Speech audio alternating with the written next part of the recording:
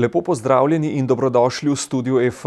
Današnja gosta je profesorica Katja Zajc-Kejžar, tema pa obvladovanje tveganj v podjetjih. Dober dan. Dober dan. Kako bi ocenili trenutno globalno poslovno okolje z vidika tveganj? Ja, že kar nekaj časa se soočamo z novo normalnostjo povišenih globalnih tveganj. Zdaj nekateri prelomni trenutek vidijo v dogodkih 11. septembra 2001, torej dobre 2 desetletji na nek način. Imamo vse pogostejše krize, ki imajo zelo različne vzroke, od recimo pandemija COVID, Brexit, globalna finančna kriza, carinske vojne, ne. Vse to so zelo različni vzroki, ampak vsem tem krizam, vse te krize imajo nek skupni imenovalec. To pa je, da so pripeljale do večje geoekonomske fragmentacije, torej razdrobljenosti globalne ekonomije in upočasnjevanja globalizacije na eni strani, na drugi strani pa do večje polariziranosti politike in družbe v zahodnem svetu. Tako da za tako obdobje na nek način uporabljamo izraz polikrize, ko se na nek način soočamo z večkratnimi krizami, kjer se sistemska tveganja prepletajo, krepijo, to pa otežuje njihov odziv, torej naš odziv na te krize.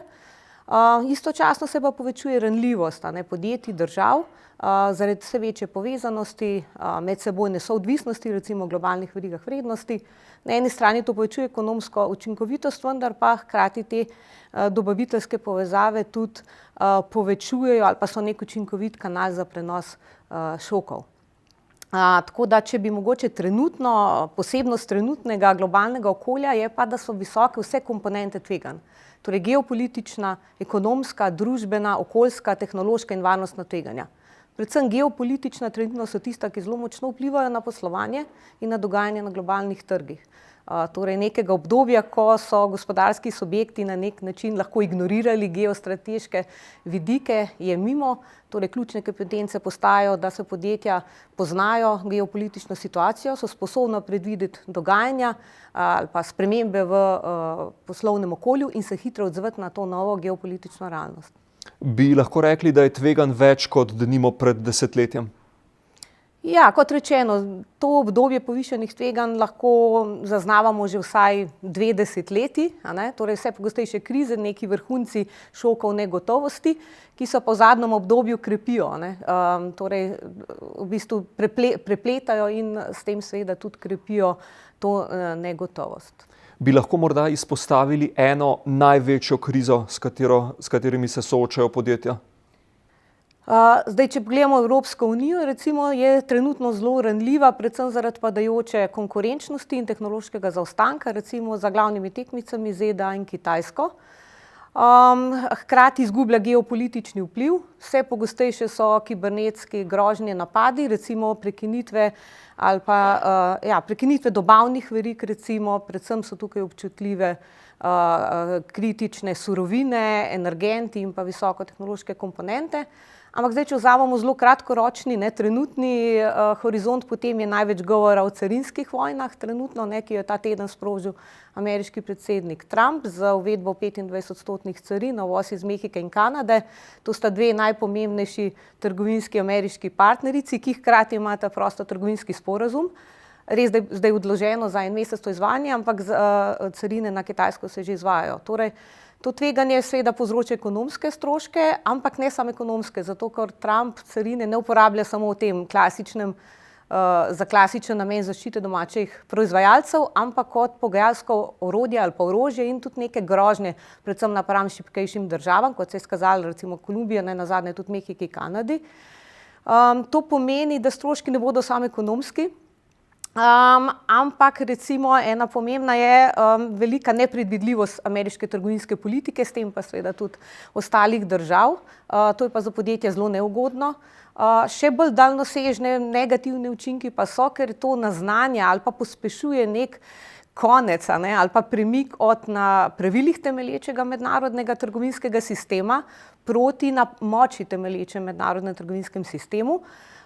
To pa pomeni tak transakcijski način, ki ni pisan na kožo malim državam ali pa rečemo ekonomsko šibkejšim državam. To je trenutna tveganja. Zdaj malo bolj dolgoročni horizont, pa so napovedi, da tam v 5-10 letih bodo prevladovala tehnološka, okoljska in družbena tveganja. Kaj lahko podjetja storijo v takih razmerah, ko se soočajo z več krizami hkrati? Zdaj, obvladovanje tveganj postaja eden ključnih elementov uspeha ali pa že samega preživetja, predvsem na globalnem trgu. Zdaj, mogoče najprej bi poudarila, da samo obvladovanje tveganj ne pomeni kar na splošno izogibanje tveganjem, ampak kako učinkovito obvladovati tveganje in predvsem tudi kako izkoristiti pozitivni naboj, rečemo, te izpostavljenosti ali pa potencial te izpostavljenosti, kajti vsaka kriza je lahko tudi priložnost. Recimo, če se vrnem na carinske vojne, te carine bodo uvedene zelo selektivno, z različno dinamiko. To pomeni, da odpirajo tudi okno za prerazdelitev trgovinskih tokov. Recimo Mehika, Vietnam sta bila zmagovalca trgovinske vojne, prve Trumpove trgovinske vojne proti Kitajski. Zdaj, bolj kot so krize prepletajo, kot ste omenili, ali pa bolj kot so kompleksna, povezana tveganja, bolj pomembno postaja, da je to obvladovanje tveganj sistematično in celovito ter strateško usmerjeno. Torej, še predvsem na mednarodnih trgih. Tam so dodatna, bolj kompleksna tveganja in pojavlja se potreba po premiku iz bolj tradicionalnega načina obvladovanja tveganj, ki ga opisujemo kot, kako bi rekla, segmentiran pristop. Recimo, različna tveganja se obravnavajo v različnih oddelkih in poudarek je bolj na merljivih tveganjih, ki imajo tudi neke inštrumente zavarovanja, recimo finančnih. Zdaj, take situacije, kot smo pa trenutno, pa zahtevajo premik proti bolj sistematičnem in celovitem obvladovanju, kjer se upoštevajo ne samo tržna tveganja, ampak tudi politična in ostala netržna tveganja. In pa zahteva portfeljski pogled, podobno kot finančne naložbe. Torej, ko proučujemo izpostavljenost tveganja na enem trgu, to ne gledamo v izolaciji, ampak upoštevano, da so trgi med seboj povezani, bolj ali manj. To pa vpliva na diverzifikacijo, ki je pa eden osnovnih elementov obvladovanja tveganj. Tako da, to je torej nek sistematičen pristop k obvladovanju tveganj. Kdaj je za podjetja smiselno, da morda poiščejo pomoč zunanjega strokovnjaka?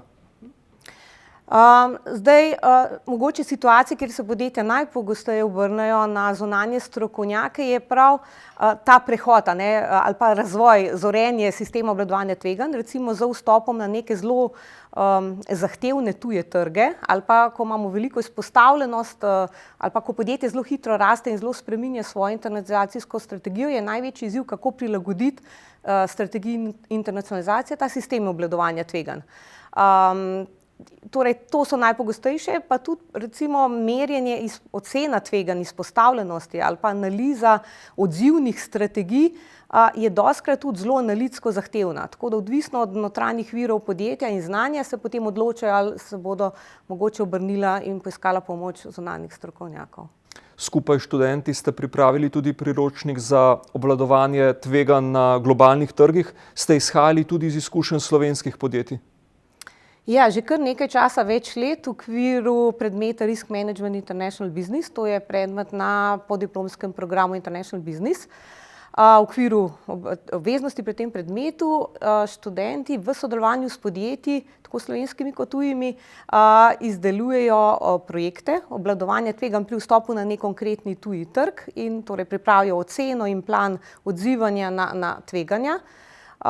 In to je bil zelo dobrodošel input za priročnik, ki ga pripravljamo za podjetja za obvladovanje tveganj na globalnih trgih. Hkrati pa to tudi zelo dobra priložnost za študente, da pridejo v stik s praktičnimi izkušnjami in pa tudi za neko izmenjavo znanja med akademskim svetom in prakso, ki pogosto govorimo malo različni jezik, in se izkaže, da je zelo dobrodošlo za akademski svet, da dobimo vpogled v mogoče izzive praktične implementacije nekih naših konceptov ali pa pristopov. Za podjetje pa dobrodošlo, ker se seznanijo z novim razvojem na tem področju in učijo od dobrih praks ostalih. Tako da pri tem smo izhajali iz teh izkušenj. Recimo ena stvar, ki se je izkazala na osnovi izkušenj slovenskih podjetij, recimo za mala srednja podjetja je izziv prav to, kako uskladiti sistem obvladovanja tveganj s to internacionalizacijo. Podjetja začnejo zelo recimo na začetku svojega razvoja z nekim neformalnim, bolj preprostim sistemom obvladovanja, ki je mogoče dobro deluje na začetku, ko je mogoče ima vse pod kontrolo ena oseba, lastnik ali pa direktor, potem pa z rastjo in pa s prodiranjem na več tujih trgov, temu ne sledi razvoj obvladovanja tveganj. Tveganja postanejo prekompleksna, to pa zahteva bolj celovito obravnavo. In ta tranzicija se je izkazala, da je mogoče najbolj ta problematični vidik.